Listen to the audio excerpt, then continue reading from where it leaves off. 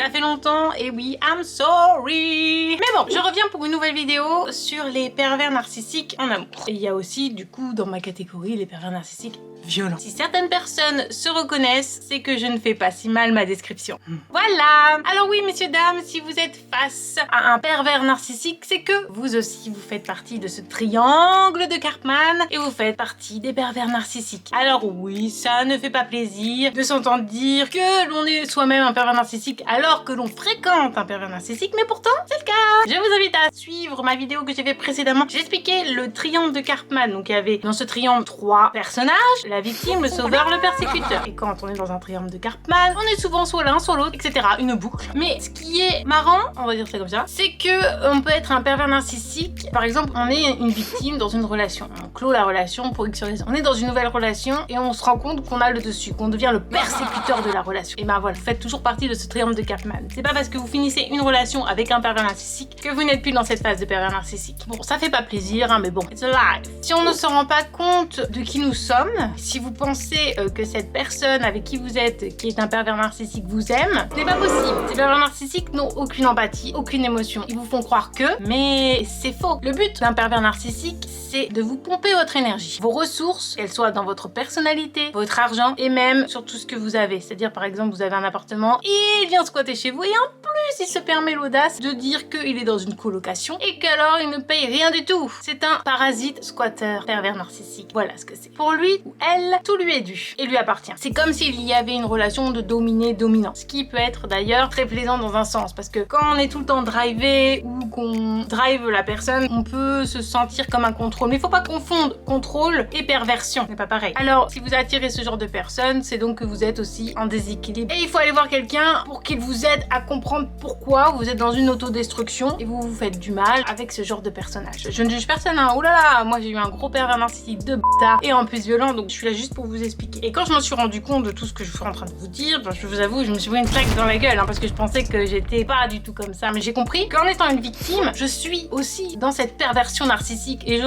trouve un certain équilibre dans une souffrance. Bon, après, c'est par rapport à mes propres troubles, etc. Vous avez vos propres troubles, etc. Mais c'est pour que vous compreniez. Donc, surtout, représentez-vous le triangle de Karpman pour savoir où vous en êtes. Je vous donne des signes, des personnes qui sont destructrices. C'est une sorte de décommandement du pervers narcissique. Alors la première, il veut vous connaître très vite pour obtenir de vous toutes vos faiblesses, pour s'en servir à un mauvais escient. Et bien sûr, il commence à appuyer sur vos faiblesses en disant du genre ah oui, c'est clair, tu n'as pas bien géré en faisant ci, en faisant ça. Il faut que t'apprennes, tu sais rien foutre. C'est qu'une merde en gros et moi je suis incroyablement divin alors que c'est lui la grosse daube. Donc il ne vous écoute pas bien sûr, hein, il n'est pas empathique et tout est bon pour vous descendre, voilà. Et j'ai bien sûr oublié de mentionner qu'il discréditera tout ce que vous direz. Par exemple, vous lui parlerez de ce que vous avez fait dans votre vie, dire Ah mais non, toi t'as jamais fait ça. Mais non, toi tu peux pas. en gros, il fera comme si vous n'avez jamais rien fait de votre vie et que vous y étiez une loque. La loque que lui est. Le deuxième, il veut être très vite avec vous. Il a besoin de pouvoir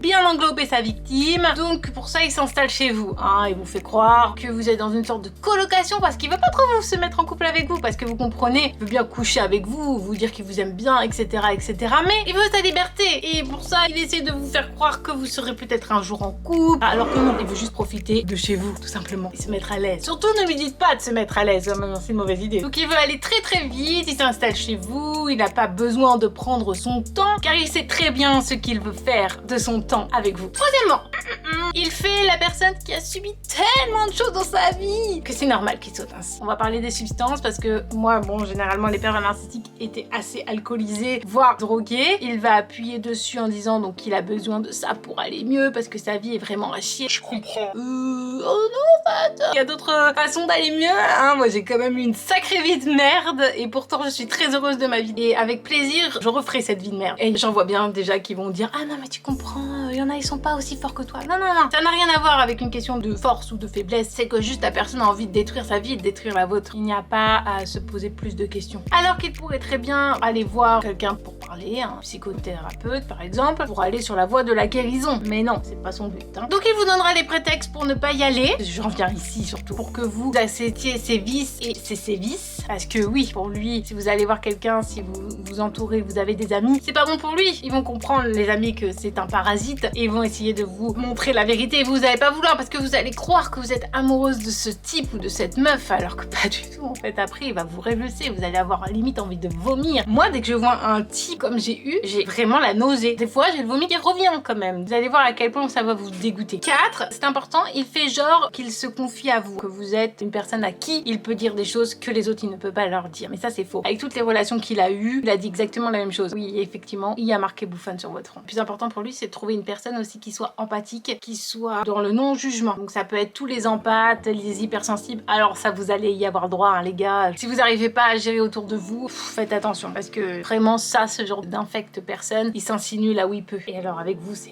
du pain béni, c'est jackpot, hein, c'est Las Vegas. Le plus important pour lui, en fait, c'est de vivre chez vous, avec ses défauts, donc ses propres démons, que vous ayez de l'empathie, que vous ne lui disiez rien du tout surtout, et qu'il puisse tranquillement vivre avec ses comportements douteux, en vous infligeant son panel de personnes toxiques, sans que vous vous sentiez... Non, bah là, il s'en fout, c'est ce que vous sentez. Il veut surtout pas se sentir persécuté, en fait, par des reproches, voilà. En fait, il est plus malin que sentimental. Si une personne ne se soucie pas de votre bonheur, c'est qu'elle ne vous aime pas, les gars. En 2023, et je suis encore sur des discours comme ça. Cinquièmement, au tout début de la relation, qu'est-ce qu'il va faire, ce petit connard ou cette petite conne?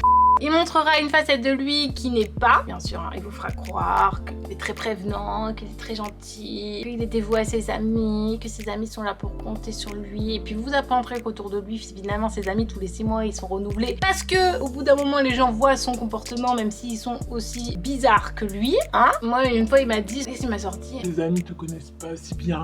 Mes amis, je les connais depuis très longtemps. Et ils me connaissent trop bien, même. Donc, ce genre de personne, elle ne fera que vous faire croire que vous deviez être seule et dépendante de lui. Mais en fait, vous n'avez pas besoin d'être dépendant d'une raclure. Il fera tout pour être le prince charmant, idéal, tout en restant bien sur lui-même, hein, parce que c'est quelqu'un vraiment d'incroyable. Il vous fera bien sûr des pics pour que vous vous sentiez à part. Des pics à la con, hein, genre... Ah, mais tu sais pas cuisiner, tu sais pas lire une recette, c'est pas compliqué pourtant. Et quand vous allez lire la recette et faire, il va dire... Mais non, t'as pas bien lu entre les lignes. Bah oui, bien sûr, hein. Mais...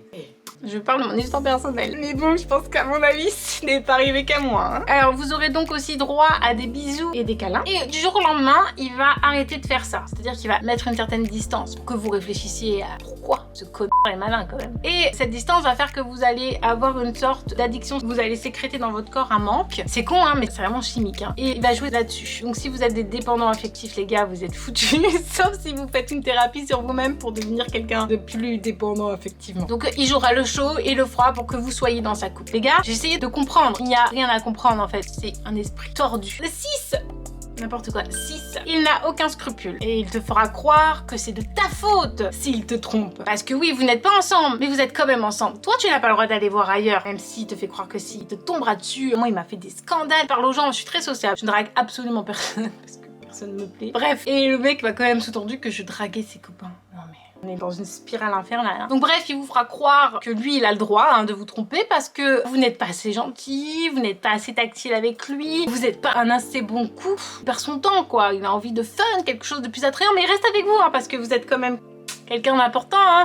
Vous subvenez bien à ses besoins, donc il a quand même besoin de vous garder ce bâtard. Après, il peut devenir aussi violent parce que si vous allez un peu contre lui et que vous lui faites comprendre que vous n'êtes pas d'accord avec lui, il peut devenir violent. Moi, c'est ce qui s'est passé. Donc il m'a frappé, hein. Alors, il m'a pas frappé, il m'a pas martelé la gueule comme certaines personnes ont dû subir, mais il m'a quand même secoué. Je me suis tapé la tête à de nombreuses reprises contre mon canapé ou contre mon dessus de lit. Et donc, il m'a quand même sorti cette phrase incroyable qui me résonne encore dans la tête. C'est parce que je t'aime que je suis violent. Alors déjà, gars, tu m'aimes pas, t'es le premier à me dire que tu m'aimes pas. Ou la phrase Avec toi, on a envie de se suicider. Et la violence et l'amour, c'est pas parce que ça a à foutre ensemble. Et en fait, non, c'est un vrai code.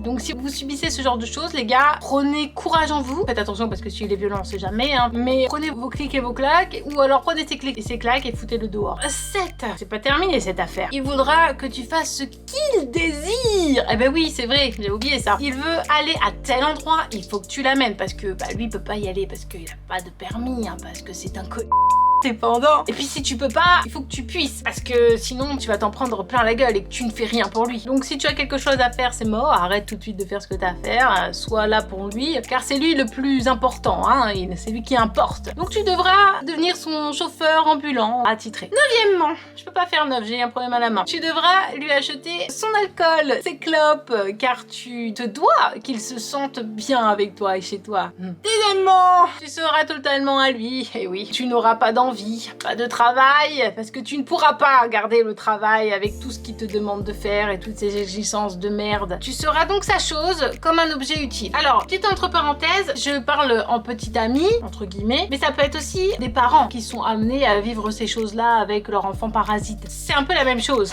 j'ai envie de dire que c'est pire parce que les parents, pour mettre un enfant dehors, c'est compliqué. Mais des fois, excusez-moi, mais quand on en vient à des choses comme ça, un bon gros coup de pied au cul ne fait pas de mal. Donc, quand il t'aura enfin tout pris ton énergie, ton temps, ton argent, tes émotions, bah il se barra.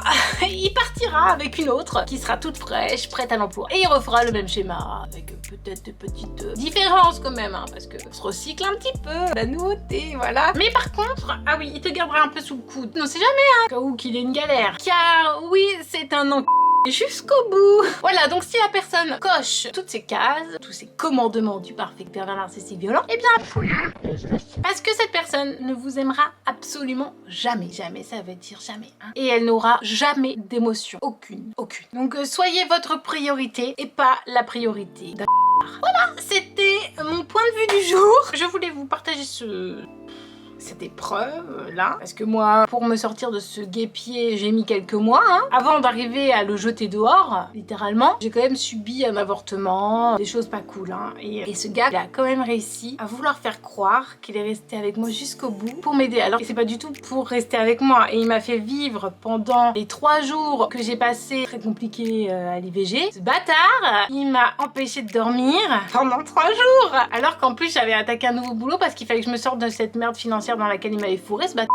J'avais juste envie de partager cette anecdote parce que je trouve ça important de montrer que avant d'atteindre une limite, quand même parce que l'IVG c'est pas rien, psychologiquement et physiquement, hein, c'est très dur. Donc, avant d'atteindre cette limite, partez ou rompez cette relation avant de vous faire plus mal et de vous auto-détruire, parce que moi là ça fait putain un an que c'est passé cette histoire. Là, émotionnellement, je m'en remets difficilement quand même. Bon, je suis très focus sur le travail et des choses comme ça, donc c'est bien. D'ailleurs, si vous voulez aller, j'ai pas de site internet, mais je vous mettrai mon Instagram pour mon entreprise de graphisme si quelqu'un est intéressé. Si ça vous intéresse, n'hésitez pas à m'envoyer un mail. Ici aussi, je vous mettrai le mail. Donc en tout cas, prenez soin de vous, apprenez à vous connaître, aimez-vous aussi, respectez-vous. Ça, j'ai mis du temps à le comprendre. Faites attention aux amis aussi. Moi, j'ai eu de la chance parce que à ce moment-là où j'ai vécu tout ça, j'étais très bien entourée de mes vrais amis et de ma famille. Du coup, ça m'a apporté beaucoup de soutien et j'avoue que pendant des années, par rapport à tout ce que j'ai enduré, ma solitude par rapport à mon handicap, par rapport à l'exclusion sociale, à l'époque quand t'étais différente, t'étais exclue hein, socialement, et ben ça a comblé un vide. C'est trop curieux ça. Et maintenant, je me sens aimée, vraiment aimée, et je me sens plus seule comme avant. C'est très curieux. Je vous invite pas à répéter les mêmes erreurs que moi, mais juste pour vous dire que parfois, dans des chemins sombres et sinueux, et ben finalement, on y trouve de la lumière. Je terminerai sur cette super note agréable. Merci de me soutenir, d'être